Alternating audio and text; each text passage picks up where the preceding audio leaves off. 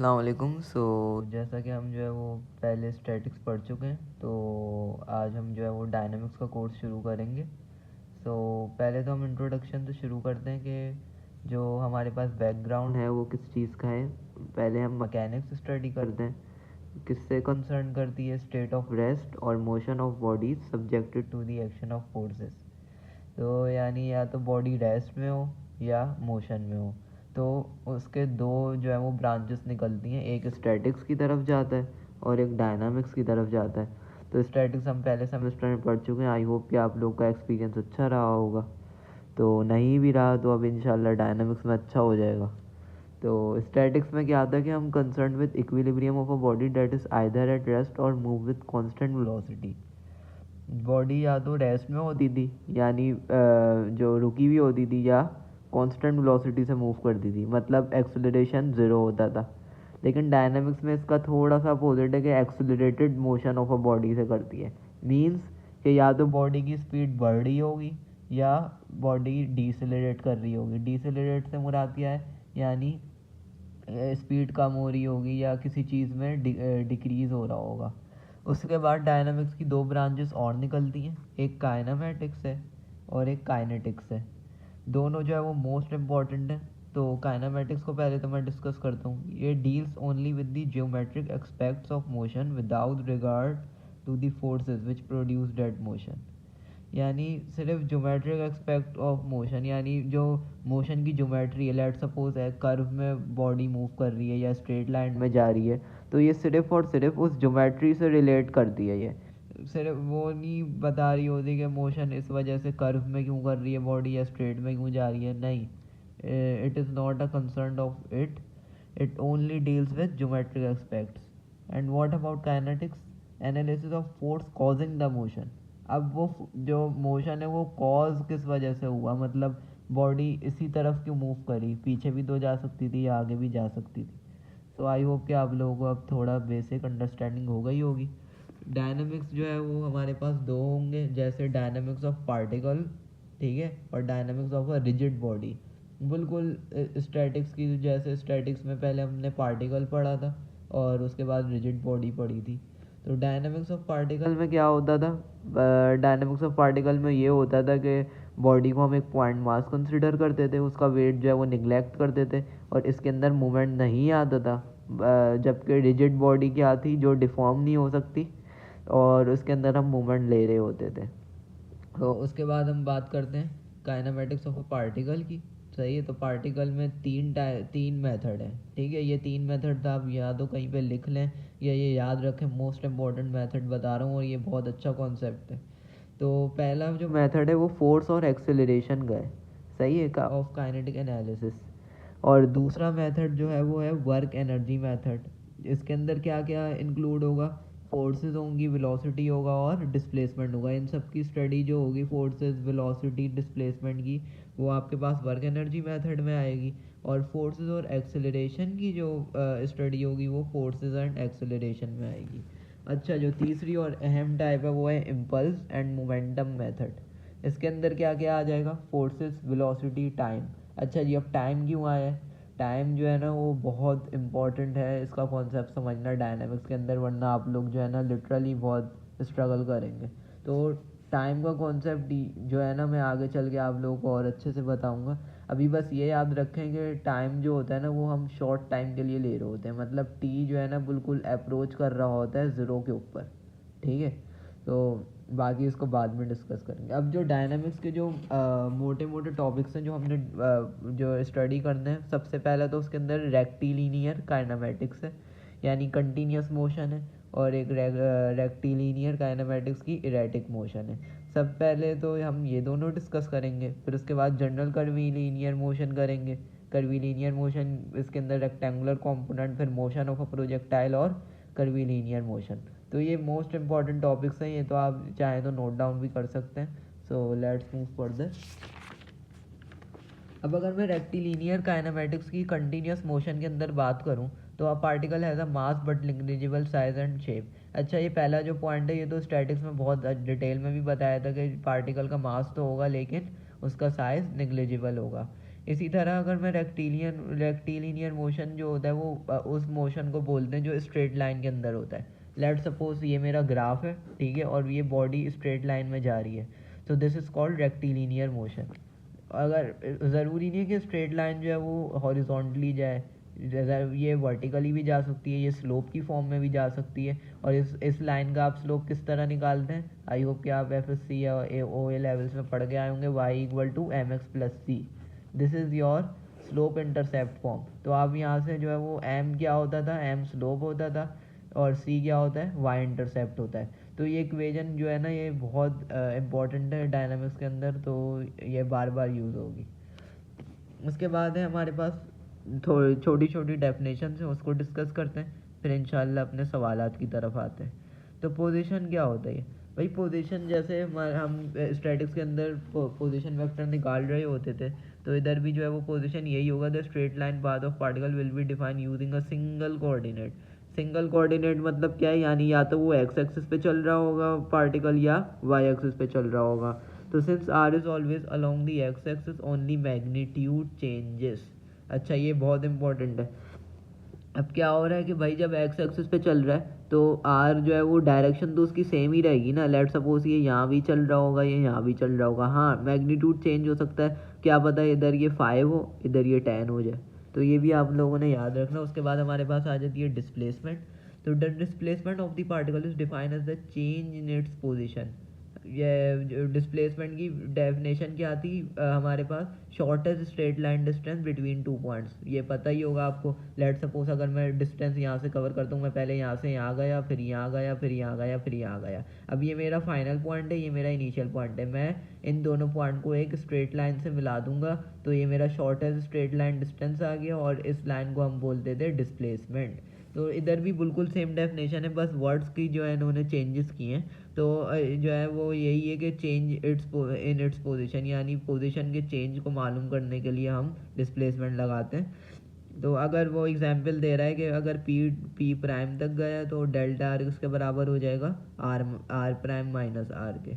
और ये हमेशा जो है वो स्केलर टू रिप्रेजेंट होता है, ठीक है। इसके अंदर हम जो है वो वेक्टर रिप्रेजेंट नहीं करेंगे। क्यों नहीं करेंगे ये भी मैं आगे चल के आप लोगों को इंशाल्लाह बताऊंगा।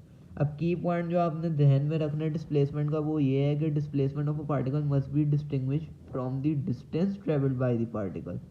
जो है किस तरह हम इसको निकाल पाएंगे, जो डिस्टेंस ट्रेवल हो पार्टिकल का which is always a positive scalar quantity that represent the total length of path over which a particle travels. ये आपने याद रखना है कि हमेशा पॉजिटिव होगा, और क्या रिप्रेजेंट करेगा ये हमारे पास रिप्रेजेंट करेगा total length of path over which a particle travel. Path का मतलब होता है रास्ता, ठीक है। तो ये टोटल रास्ता बताएगा हमारा जिस पे पार्टिकल क्या करेगा, ट्रैवल करेगा। डिस्प्लेसमेंट रिप्रेजेंट किससे होगी भाई, एस से रिप्रेजेंट होगी, और जो डिस्टेंस होता है वो रिप्रेजेंट एस टी से होता है। अब ये भी मैं आपको आगे चल के बताऊंगा। वैसे जो डायनामिक्स के अंदर हम displacement and distance considered two things as a single, so make your life easier. These two things I think very similar, so take it as one. Let's move further. For finding displacement from origin to final position, we draw a vector. The length of that vector represent the displacement. वही चीज़ जो मैं आपको बता रहा था कि जो initial points हैं फाइनल पॉइंट तक मैंने एक वेक्टर ड्रॉ किया, और इस वेक्टर की जो लेंथ थी वो क्या शो कर रही होगी, डिस्प्लेसमेंट शो कर रही होगी। ये वाली जो मैंने आपको एग्जांपल दिया इनिशियल और फाइनल पॉइंट को मैंने जोड़ा है, तो समझे मैंने ये वेक्टर ड्रॉ किया, और ये वेक्टर की जो लेंथ है वो क्या थी, डिस्प्लेसमेंट थी। तो आई होप कि आप लोगों को क्लियर होगा। उसके बाद जो है वो हम डिस्टेंस किस तरह निकालते हैं, distance by summing the length we got the distance from, यहाँ पे लिखा हुआ है 0 to 7 सेकेंड, यानी इतने टाइम में जितना मिला है, और ये हमेशा पॉजिटिव होगा। लेट सपोज मेरी यही वाली एग्जांपल अगर आप देखें, मैं पहले यहाँ से यहाँ गया, मैं 5 चला, फिर मैं यहाँ से यहाँ गया, मैं 10 चला, फिर मैं 5 चला, फिर मैं 10 चला। सो अब मैं इन सबको प्लस करूँगा, 5 10 15 20 और 30, यानी मेरा डिस्टेंस क्या आ गया, 30 आ गया। सो ये होता है कि जो हम सम करके निकाल रहे होते हैं। उसके बाद अगर मैं वेलोसिटी के ऊपर आऊँ, if particle moves through a displacement delta r from p to p prime during time interval delta d, the average velocity of the particle is. अब जो है वो एवरेज वेलोसिटी हम कैसे निकालते हैं, एवरेज वेलोसिटी हम ऐसे ही निकालते हैं कि जो है वो हमारे टोटल डिस्टेंस डिस्प्लेसमेंट को डिवाइड कर देते हैं टाइम से, लेकिन हमें डायनामिक्स में याद रखिएगा हमेशा एवरेज से कोई काम नहीं होता. We have to find the instantaneous velocity of the particle. अब ये इंस्टेंटेनियस किस वबा का नाम है वो भी मैं बताता हूँ. इंस्टेंटेनियस वेलोसिटी वो होती है जब हम डेल्टा टी को बिल्कुल लिमिटेड टाइम के लिए देख रहे होते हैं. लेट सपोज अगर दो कार का एक्सीडेंट होता है, तो जो एक कार अगर सामने से आ रही है और एक दूसरी सामने से आ रही है, तो अगर ये बहुत ज़्यादा स्पीड में, इनका जो कॉन्ट्रैक्शन होगा ना एक दूसरे का, वो तो बिल्कुल लिमिटेड टाइम का होगा, लेकिन नुकसान सबसे ज़्यादा होगा. क्यों? क्योंकि जितना टाइम अप्रोच करेगा ज़ीरो को, उतनी हमारे ऊपर फोर्स ज़्यादा लगेगी. ये बात याद रखेंगे. यानी इससे हमें क्या समझ में आता है? Force is inversely proportional to time. यानी लेट सपोज एक और एग्जांपल देता हूँ. अगर एक बंदा जो है वो पहली मंजिल से गिरता है तो उसको इतना नुकसान नहीं होता, लेकिन अगर उसी को हम दूसरी तीसरी चौथी से गिराएं तो उसकी हड्डियाँ वड्डियाँ टूटने के ज़्यादा चांसेस है. क्यों? क्योंकि जब वो उस वेलोसिटी उसकी एक्सेलरेशन इंक्रीज़ होती रहेगी. मतलब पहले वो 10 से 20 पे आएगा, फिर जब ज़मीन पे गिरने वाला होगा जब उसकी मैक्सिमम होगी वेलोसिटी, तो इस वजह से जो है वो उसको ज़्यादा नुकसान पहुँचेगा. तो जो है वो अर्थ से लैंड से जो है वो बहुत कम टाइम में अट्रैक्ट में आएगा, तो इसलिए जो है हमारे पास इसका नुकसान ज़्यादा होगा. तो जितना डेल्टा टी अप्रोच करेगा ज़ीरो पे, उतना हमें अच्छा रिजल्ट मिलता है. तो इसी वजह से क्या वजह है कि हम इंस्टेंटेनियस वेलोसिटी की हम जो है वो निकाल रहे होते हैं, और लिमिट हम इसमें delta t approaches to zero करते हैं और delta r over delta t करते हैं. अच्छा जी, ये जो लिमिट डेल्टा टी है ना, इसका भी बड़ा अच्छा कॉन्सेप्ट है. अगर आपने कैलकुलस सही से पढ़ी हो जो है वो पहले सेमेस्टर में, तो वो मुझे पता है कि कैसी पढ़ी है आप लोगों ने. तो अगर लिमिट डेल्टा टी अप्रोच कर रहा है ज़ीरो का, तो इसका मतलब होता है कि हम डेरिवेटिव ले रहे हैं. यानी ये चीज़ जो है वो हमेशा किसको रिप्रेजेंट करेगी? It is representing the derivative. तो मैं delta r over delta T का क्या लूँगा? डेरिवेटिव लूँगा, और वो किसके बराबर होगा? D R over d T के. और ये आर क्या है यहाँ पे? आर पोजीशन है.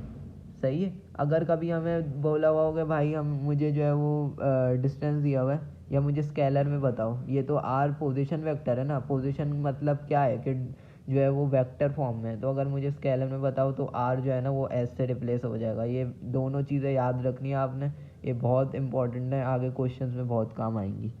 उसके बाद आता है हमारे पास लास्ट एक्सेलरेशन.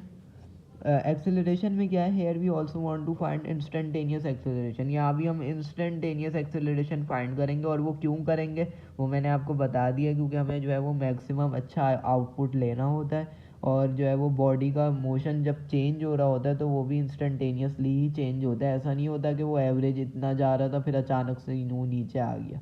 ठीक है. तो ये चीज़ होती है. और एक्सेलरेशन वही हमने किया कि लिमिट डेल्टा टी अप्रोच करवाया ज़ीरो को, और ये किसको रिप्रेजेंट करता है? ये फिर से डेरिवेटिव को रिप्रेजेंट करता है, तो हम डेरिवेटिव ले लेंगे और d v over d t ले लेंगे. और इसका क्या मतलब है? D square s over d t square. इसका मतलब ये है कि हमारे पास पहले हमने डिस्प्लेसमेंट का डेरिवेटिव लिया, डिस्प्लेसमेंट का डेरिवेटिव लेके हमारे पास वेलोसिटी आई, फिर वेलोसिटी का लिया तो एक्सेलरेशन आई. यानी जो बेसिकली जो परफॉर्मेंस हुई है वो ये हुई है कि हमने दो दफ़ा डिस्प्लेसमेंट का डेरिवेटिव लिया है. अगर आप इसकी डेप्थ में जाएं, क्योंकि देखें पहले हमने डिस्टेंस का डेरिवेटिव लेके वेलोसिटी निकाली, फिर वेलोसिटी का डेरिवेटिव लेके एक्सेलरेशन निकाली, यानी दो दफ़ा डेरिवेटिव हो गया. और किस चीज़ का हुआ? वो इसी चीज़ का हुआ. तो इसलिए हम इसको d square s over d t square भी लिख सकते हैं और d v over d t भी लिख सकते हैं. अच्छा जी, जो डायरेक्शन होगी वो एक्सेलरेशन पे, वो डायरेक्शन ऑफ वेलोसिटी पे डिपेंड होगी. मतलब वेलोसिटी पॉजिटिव है तो एक्सेलरेशन भी पॉजिटिव आएगी, अगर वेलोसिटी नेगेटिव है तो एक्सेलरेशन भी नेगेटिव आएगी. ये बात याद रखिएगा, बहुत इंपॉर्टेंट है. उसके बाद नेगेटिव जो एक्सेलरेशन होती है उसको हम बोलते हैं रिटार्डेशन या डीसेलरेशन. ये दोनों वर्ड इस्तेमाल हो सकते हैं. तो कभी अगर क्वेश्चन में रिटार्डेशन का वर्ड इस्तेमाल हो तो आप लोग कंफ्यूज नहीं होगा. ठीक है. तो ये हमने जो है वो डेफिनेशन डिस्कस करी. अब मैं कांस्टेंट एक्सेलरेशन इक्वेशंस आपके सामने रखना चाहूँगा, जो आपने शायद 9 मैट्रिक अगर आपको याद हो तो आपने पढ़ी होंगी. ये 3 इक्वेशन होती थी. V F equal to V I plus A T, S equal to V I T plus half A T square, और two A S equal to V F square minus V I square. ठीक है। तो ये 3 equation होती थी आपके पास, और ये 3 इक्वेशन का जो है ना मैं आपको इंशाल्लाह ड्राइव भी करके दिखाऊंगा कि ये आई कहाँ से थी, मतलब कि किस तरह आ रही थी ये। ठीक है। सो अभी के लिए इतना ही काफ़ी है। So that's all for this video. Thank you.